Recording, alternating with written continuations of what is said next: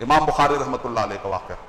امام بخاری رحمۃ اللہ علیہ نے جتنا چلا ہے اس کو کاؤنٹ کرنے کی کوشش کی گئی. کہا کہ اگر سیدھے میں ایک ہی رخ پہ پورے زمین کا اگر کوئی آدمی چکر لگائے گا چل کر, سواری کے ساتھ نہیں, چل کر, تو دنیا کے 2 چکر پورے ہو جائیں گے. امام بخاری رحمۃ اللہ علیہ. امام خطیب بغدادی رحمۃ اللہ علیہ کہتے ہیں کہ امام بخاری رحمۃ اللہ علیہ کو اگر پتا چل گیا کہ کہیں پر ایک حدیث بھی موجود ہے, کوئی ایک حدیث بیان کرنے والا, جتنے شہر, جتنے سٹی, جتنے گاؤں, قریہ جاتے تھے اور پورے انہوں نے فہرست بتائی کہ امام بخاری رحمۃ اللہ علیہ نے کہاں کہاں قدم رکھا, سیریا کے کن مقامات میں قدم رکھا, کوفہ کے کن مقامات میں قدم رکھا, بصرہ کے کن مقامات میں, حجاز کے یہاں تک کہ مصر, اسکندریہ تک انہوں نے وہاں پر تک سفر کیا, یمن تک سفر کیا, جہاں جہاں تک وہ ممکن ہو سکے. ایک بھی وہ شہر نہیں چھوڑا جہاں پر کوئی محدث پایا جاتا. اتنا سفر.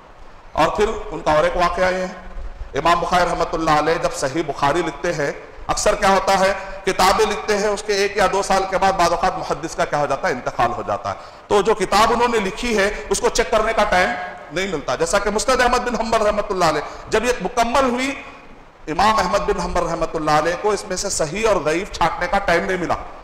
لیکن امام بخاری رحمۃ اللہ علیہ نے 37 سے 40 سال کے درمیان, کتنا, 37 سے 40 سال کے درمیان انہوں نے صحیح بخاری لکھ ڈالی. کیا عمر ہے, 37 سے 40, بہت چھوٹی عمر. یہ عمر میں انہوں نے صحیح بخاری لکھ ڈالی. اس کے بعد 62 سے 63 سال کی عمر میں جب ان کا انتقال ہوا, یعنی لگ بھگ اور مزید 23 سال ان کو یہ صحیح بخاری چیک کروانے کا موقع ملا. وہ کہتے ہیں میں کوفہ گیا, 700 محدثین کے پاس پڑھوایا, کہا کہ اس میں ایک بھی ضعیف ہے تو نکال دو تاکہ قیامت تک امت کا کوئی بچہ نہ بھٹک سکے میری کوئی کوتاہی کی وجہ سے. میں نے سب سے کہا ایک ضعیف حدیث بھی ہے. 23 سال تک وہ گھومتے رہے. پہلے تو انہوں نے حدیثیں جمع کرنے کے لیے وہ گھومے, بعد میں اپنی حدیثیں جو انہوں نے جمع کی ہے اس کو چیک کروانے کے لیے گھومے. کتنی امانت داری. عالم اس کو کہتے ہیں کہ جو قوم کو ایسی چیز دینے سے ڈرے کہ جس کو اس کو پتا ہے کہ یہ غلط ہے, یا وہ آدمی کو شک ہے, جب تک کہ کلیئرٹی نہ ہو وہ قوم کو نہ بتائے. اور عوام کو چاہیے کہ ایسے عالموں کو تلاش کرے جو خالص اللہ اور اس کے رسول صلی اللہ علیہ وسلم کے بتلائے ہوئے طریقے کے مطابق علم کو پھیلانے کا جذبہ رکھتے. جب جانتے ہیں ایک اورینٹلسٹ کہتا ہے مجھے تو کوئی شک نہیں ہے, مجھے تو صحیح بخاری کے صحیح ہونے میں مجھے تو کوئی شک نہیں ہے, اور اس نے کہا میری ریزننگ یہ ہے یہ صحیح بخاری میں غلطی نکل ہی نہیں سکتی. بعض ہمارے جاہل مسلمان کہتے ہیں کیا امام بخاری رحمۃ اللہ علیہ نبی تھے کیا, وہ معصوم عن الخطا تھے کیا, غلطیوں سے پاک تھے کیا, انسان ہے نا بھائی غلطی ہو سکتی. میرے بھائی ہم امام بخاری رحمۃ اللہ علیہ کو معصوم نہیں کہہ رہے, ہم امام مسلم رحمۃ اللہ علیہ کو معصوم نہیں کہہ رہے.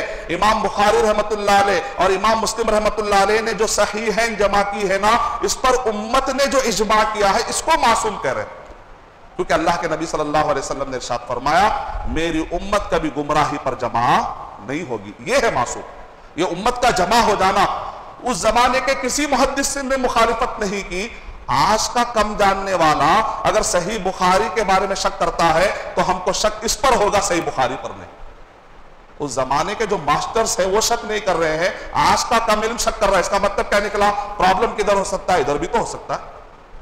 اور امام بخاری رحمۃ اللہ علیہ کے بارے میں وہ اورینٹلسٹ کیا کہتا ہے کہ یہ صحیح بخاری لکھنے کے بعد امام احمد بن حنبل رحمۃ اللہ علیہ 11 سال زندہ تھے. صحیح بخاری لکھنے کے بعد یحییٰ ابن معین رحمۃ اللہ علیہ 4 سال زندہ تھے. علی ابن المدینی رحمۃ اللہ علیہ 3 سال زندہ تھے. یہ ایسے جلیل القدر علماء کرام تھے, اپنے سگے بھائی کو بھی نہیں بخشتے تھے. اور یہ علماء کرام نے صحیح بخاری کے اندر سے غلطی بھی نہیں نکالی. اس کا مطلب کیا نکلا, یہ صحیح بخاری کے اندر اللہ سبحانہ وتعالیٰ نے امت مسلمہ کی رہنمائی کے لیے قرآن مجید کے بعد اصح کتاب بعد کتاب اللہ کا درجہ حاصل ہوا. یعنی قرآن مجید کے بعد صحیح بخاری اور صحیح مسلم آپ کے لیے, عام انسان کے لیے 90% اسلام اس کے اندر آ گیا. اب باقی کا جو 10% اسلام ہے وہ علماء کرام تحقیق کرتے ہیں. ترمذی, سنن ترمذی, سنن ابی داؤد, سنن ابن ماجہ, سنن نسائی اور دیگر کتابیں پڑھتے ہیں, اور اس میں سے باقی % صحیح اور ضعیف کو چھانٹ کر علماء کرام اس کو لا کر پیش کرتے. اس طریقے سے الحمدللہ دین محفوظ ہے.